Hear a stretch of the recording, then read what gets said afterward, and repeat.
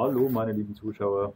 Ihr seht, er steht schon wieder hinter mir und ich hatte ja so ein hässliches Klappern an der Vorderachse und inzwischen haben wir ja fast alles getauscht, also untere Lenker, Buchsen, obere Lenker, Fahrwerk, ähm, ja, obere Domlaucher vom Fahrwerk. Es klappert immer noch genauso und es wird immer schlimmer und es nervt tierisch. Ich war ja auch schon bei Tesla und Tesla hat ja gesagt, das wäre das Fahrwerk, so das war es ja nur definitiv nicht. Ich habe dann auf die Lenkung noch getippt, hat irgendwie so das Gefühl, das muss was mit dem Lenkgetriebe oder mit der Lenkung zu tun haben. Das war dann am Ende, also wir haben es dann letzte Woche, hatten wir das Auto noch mal auf der Bühne, haben den Balk runter gemacht von den inneren Spurstangenköpfen, geguckt, das ist alles tipptopp, da klappert nichts, da rüttelt nichts. Alles gut. Das Einzige, was klappert, wenn ich die axial bewege, sind die Antriebswellen. Da hat aber Tesla gesagt, das wäre normal. Aber zumindest haben sie gesagt, man würde das, sie haben es an einem anderen probiert, da hätte es genauso geklappert. Aber nichtsdestotrotz, Toms und ich haben das ausprobiert, jeder abwechselnd wie so ein Hirsch an der Antriebswelle gezogen. Und das Klappern war dann durchaus so wahrnehmbar, wie ich es während der Fahrt höre. Also tippen wir jetzt am Ende auf das, was übrig bleibt oder was wahrscheinlich am wahrscheinlichsten ist, nämlich die Antriebswelle. Und deswegen habe ich jetzt folgendes bestellt. Einmal 2 neue Antriebswellen. Da müssen wir jetzt erstmal gucken. Ich tue die mal raus. Da müssen wir jetzt erstmal gucken, ob die passen. Das heißt, wir messen jetzt zuerst mal. Und ich meine, ja, es stand dort Tesla Model 3, bla bla bla. Aber man kann sich da halt nicht sicher sein. Was wir auf jeden Fall auch machen müssen, Toms, ist Korrosionsschutz fett. Die sind komplett unbehandelt. Aber das sind, glaube ich, die Originalen auch, wenn mich nicht alles täuscht. Die haben jetzt das Stück 106 € gekostet. Ich habe mal nachgefragt im Tesla-Shop, da stehen die für 700 € pro Stück drin. Keine Ahnung, was da los ist. Vielleicht stimmt der Preis auch nicht, der da drin steht, aber egal. Also wie gesagt, das scheint um einiges teurer zu sein. Wir probieren jetzt die hier einzubauen und jetzt legen wir los. Als erstes, das brauchen wir jetzt noch nicht zu filmen, heben wir mal auf und messen mal mit dem Zollstock, ob die Länge überhaupt passt. Mir kommt die ganz schön lang vor, aber das kann auch täuschen. Toms, was sagst du? Ja, Toms nickt und schüttelt. Das passt. Ja, wir messen es nochmal nach und dann geht er wieder runter. Und dann werden wir auch mit Film oder Toms in die Kamera. Dann müssen wir erstmal die Zentralmuttern aufmachen. Ja, und dann so ein bisschen was wegbauen. Schauen wir mal, wie es klappt. Ich habe mir wieder aus dem Service-Menü die entsprechenden Seiten ausgedruckt. Das könnt ihr auch. Wenn ihr Reparaturen habt, service.tesla.com. Dort meldet ihr euch mit eurem normalen Tesla-Account an. Oben rechts müsst ihr klicken. Und dann könnt ihr, also ich muss das noch, ich weiß nicht, ob es jetzt generell freigeschalten ist, aber ihr könnt im Zweifel ein kostenloses Einjahres-Abo für den Zugang zu den Service-Manuals dort buchen. Bei mir hat es zumindest ohne Probleme geklappt. Und dann könnt ihr wirklich jede Reparaturarbeit im Prinzip mit exakten Newtonmeterwerten und Filmen und, ist alles drin, könnt ihr dort euch ansehen und dann entsprechend reparieren. Jo, dann sage ich bis gleich. Wir checken jetzt erstmal, ob die Länge passt. So ihr Lieben, wir haben jetzt hier schon mal die Zentralmutter geöffnet, die eigentlich, Moment, let's have a look. Sehen, ob ich die Werte jetzt gerade finde. Aber wenn ich mich da recht erinnere, ziehen sie die Mutter nicht mehr.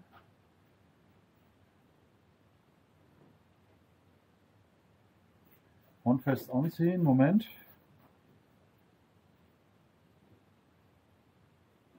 ...300 Newtonmeter.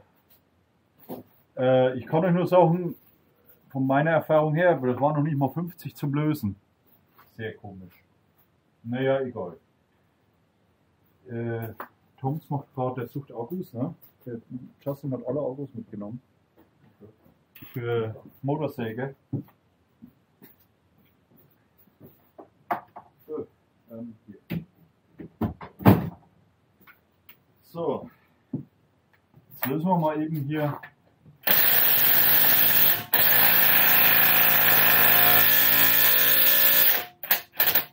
So, jetzt so. Die doch gar nicht so fest. Na, die Radmuttern sind auf jeden Fall fest als die Zentralmutter.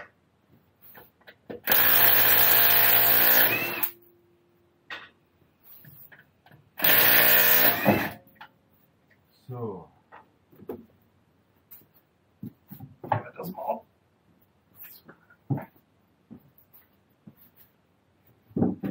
Gut. Jetzt gucken wir mal schnell in die Beschreibung. Die sagen hier, Moment, da sind wir schon vorbei, Schaltwelle ausbauen. Radcover, lösende Radmuttern, das haben wir gemacht. Jetzt legen wir mal dahin, das ist beidseitig.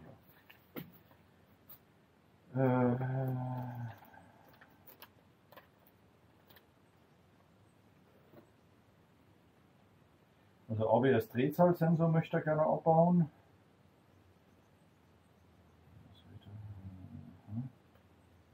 Ja, im Prinzip hier die ganze Geschichte hier, die können wir einfach rausziehen. Ich gucke mal, ob ich den Drehzahlsensor locker kriege.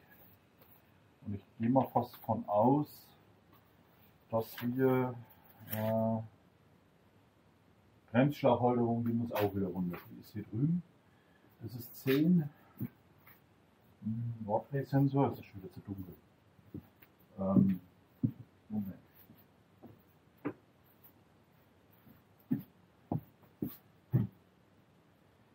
Der ist auch 10. Ja. Dann schlagen wir das schon mal runter. Ich bräuchte jetzt den 10 Schlüssel vorne auf der Kreis.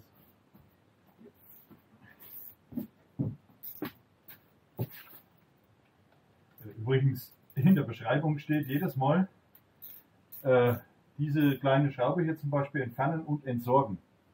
Also ich wüsste jetzt nicht, warum ich die jedes Mal entsorgen soll, weil das ist ja jetzt auch kein, die habe ich schön ein bisschen gekettet, das legen wir uns alles hierher. So, dann haben wir das schon mal locker. Aber, und jetzt müssen wir mal gucken hier. Ich glaube ja nicht, dass der Radrehsensor rausgeht, aber man möge mich eines Besseren belehren. Für fest ist auf jeden Fall nicht.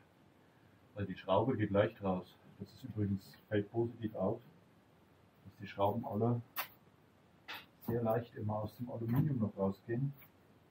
Aber ich glaube halt nicht, dass ich den Radrehsensor rauskriege und ich habe auch keine Lust, den jetzt kaputt zu machen. Der sitzt halt hier unten noch. Ja, ganz schön im Dreck drin. Puh. Und du kommst auch nicht mit dem Schraubenzieher ran. Die Frage ist, ob wir es nicht ohne den Spaß auch hinkriegen, indem wir einfach hier das Kabel lose machen. Und dann müssten wir doch genug Spiel haben. Zack. Dann müssten wir doch genug Spiel haben, ja, um das rauszubekommen. Das ist doch jetzt Quatsch. Ich mache mir den Radrehsensor da kaputt. Für nichts und wieder nichts. Schaut man da wieder fest erstmal. Weil erfahrungsgemäß stecken die Dinger halt übelst fest da drin. Und wenn das natürlich dann durch Wasser noch ein bisschen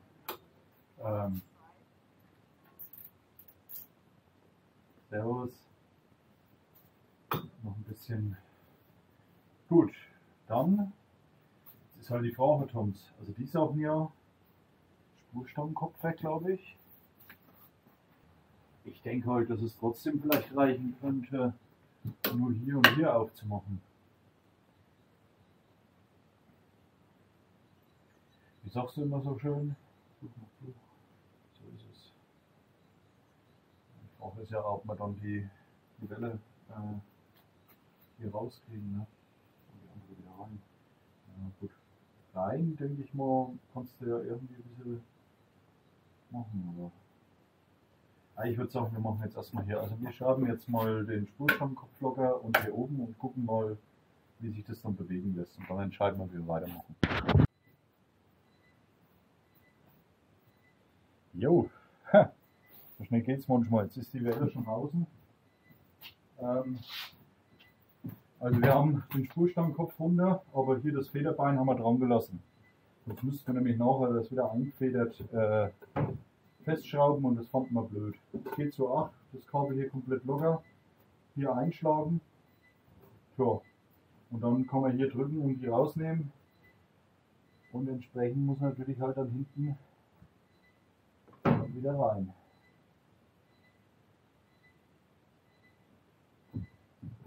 Tja, ich würde sagen,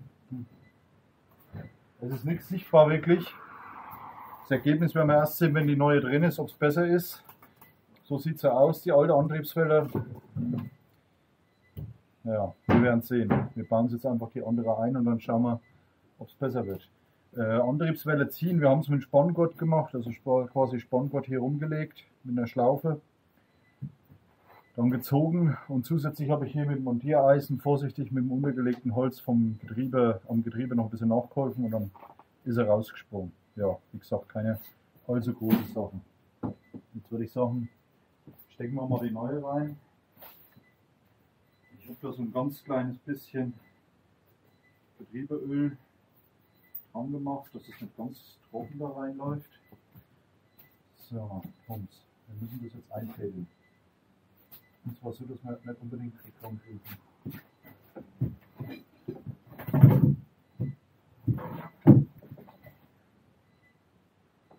Schön vorsichtig. Wieso willst du jetzt nicht dabei? Doch. Sind wir irgendwo angelegt?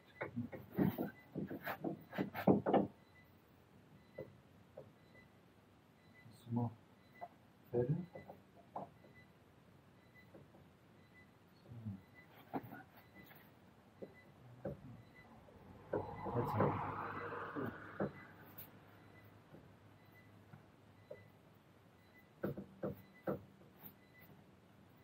Nicht drin, ja? Die Zähne sind drin, aber der Ring ist nicht so geschnappt. Ja, sicher. Das ist jetzt dieser blöde Spannring. Den müssen wir jetzt reinkriegen, sonst nichts. Tja, ihr seht schon, sind wir noch ein bisschen am Kämpfen. Das Problem ist,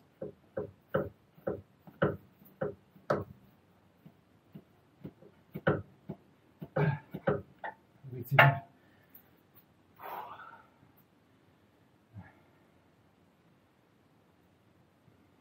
Keine bestimmte Position hier haben, oder? Nee. Ich muss einfach nur wieder da rein.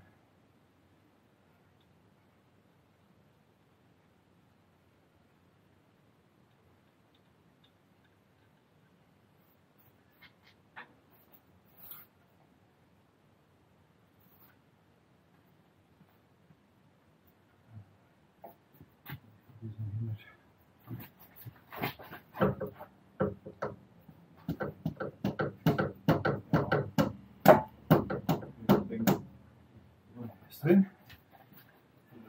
Ich weiß nicht, ob ich noch weiter rein muss. Ja. Eigentlich nicht. Also es hat flach gemacht. Ich denke, dass du, wenn es sich jetzt einfach wieder rausziehen lässt, ist es gut.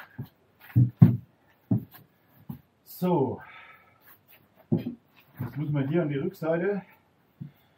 Ja, da hat Tesla ein spezielles Fett. Modi irgendwas 77. Ich habe mich da ein bisschen belesen, was das sein soll.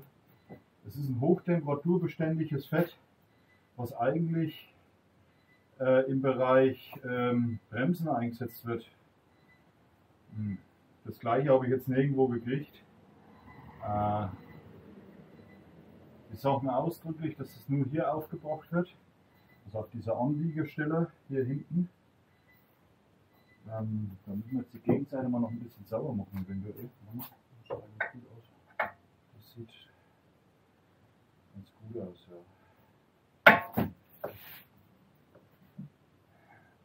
Warte.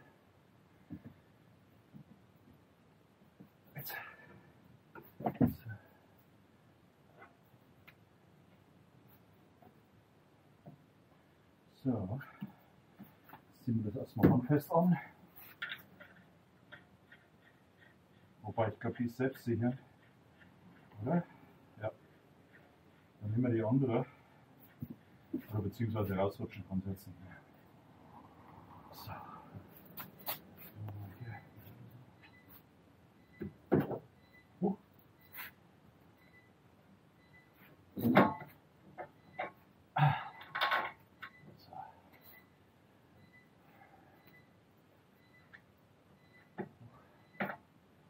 Übrigens, das sollte bei euch auch so sein. Wenn ihr den Dreieckslenker oben löst, muss der hochspringen. Wenn er das nicht mehr macht, dann war er nicht mehr richtig. Dann sind die Buchsen hinten zu locker gewesen und haben quasi dann Spiel. Entschuldige, grad gleich. Jetzt nehmen wir das erstmal ein bisschen fest. Das sind, glaube ich, 36 Newtonmeter oder wir kommen gleich noch. Jetzt ziehe ich das mal ein bisschen an. Drück's mal von oben hin. Von der Spurstange. Und dann können wir die auch schon wieder festziehen. Da ist keinerlei Rost, nichts dran. Da gibt es also nichts zu meckern.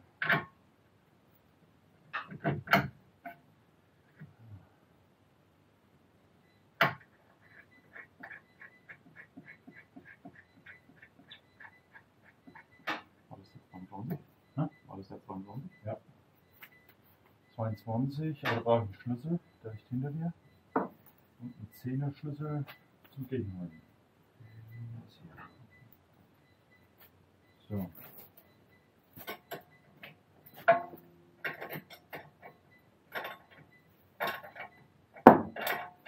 Das ist auch eine selbstsichere Nummer. Da kannst du mal eine Beschreibung gucken, wie viel Newtonmeter die brauchen.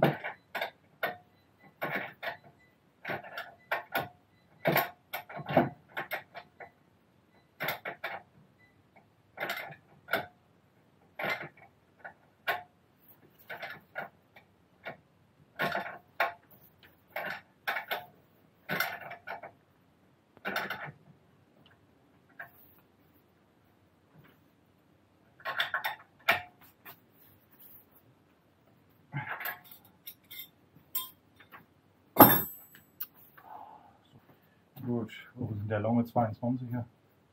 Weißt du das? Ach, hier ist er.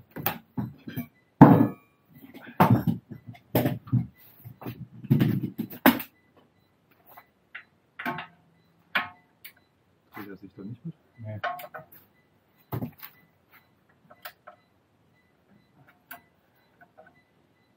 Oh, Scheiße. Kannst du mal am anderen Rad festhalten oder so. Oh.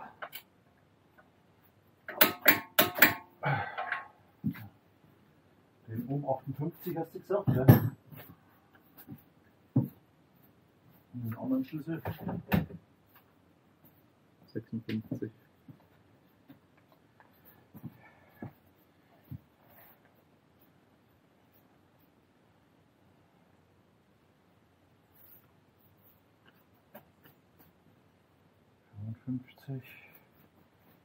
Sechsundfünfzig. Der hier. Zum Gegenhalten.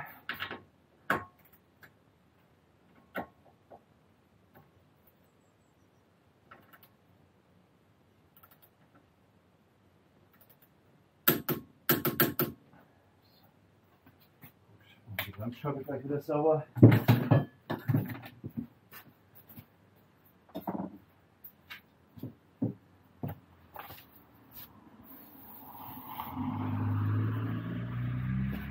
Weil Fett wollen wir nicht an der Bremsscheibe.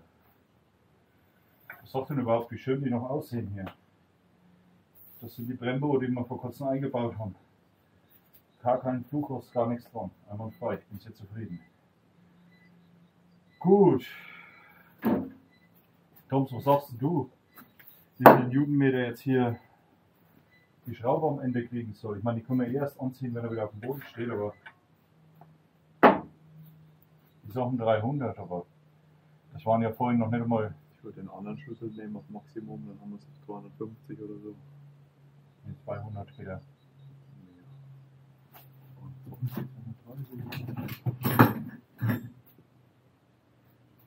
Ja, 210, hast recht. Weil hier haben wir ja eine Selbstsicherung drin. Bei der anderen Mutter, die Originale, wo sind die? Hier. Da ist es ein dreistufiger, also so, die hat einen Namen, komme ich jetzt nicht drauf, so eine, also auch eine Scheibe, es sind zwei Scheiben, die gegeneinander sichern und die Mutter. Und hier haben wir jetzt einfach eine selbstsichernde Mutter. Keine Ahnung, was besser oder schlechter ist. Das werden wir sehen. Ja. Aber Fakt ist eins, wir müssen das dann hier bloß wieder, jetzt hängen wir das mal alles wieder ein hier. Müssen wir das nicht vergessen. Ja, im Prinzip war es das jetzt schon. Denselben Spaß machen wir es jetzt nochmal auf der anderen Seite.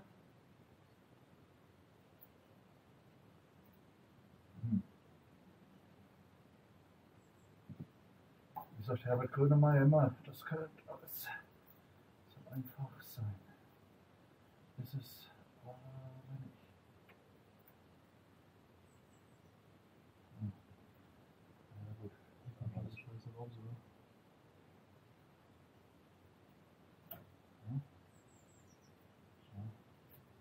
So. Auf den was schrauben. So, da brauche ich jetzt diesmal kein Fett dran zu machen, das hatte ich vor kurzem erst draußen. Also, das ist alles noch schön easy und locker, also locker, leicht zu schrauben. Da gibt es keinen Rost, keine Korrosion, das ist einwandfrei. So gefällt mir das. 9 Newtonmeter erledigt. Nur hier oben die habe ich noch nicht richtig drin. Jetzt, jetzt habe ich es. So. Ja, nachher noch die Zentralmuttern anziehen. Wie gesagt, ihr habt es gehört, wir beraten noch. Ich gucke jetzt mal, ob nicht irgendein kleiner Hinweis auf der Verpackung oder so steht. Und dann ziehen wir es halt mit 250 oder was an. 300 auf Tesla, aber ganz ehrlich, die Schrauben, die ich vorhin locker gemacht habe, die hatten noch nicht mal 50. Also, na klar, so locker machen wir es nicht, aber das ist ja auch ein Feingewinder. Also, naja, we will see.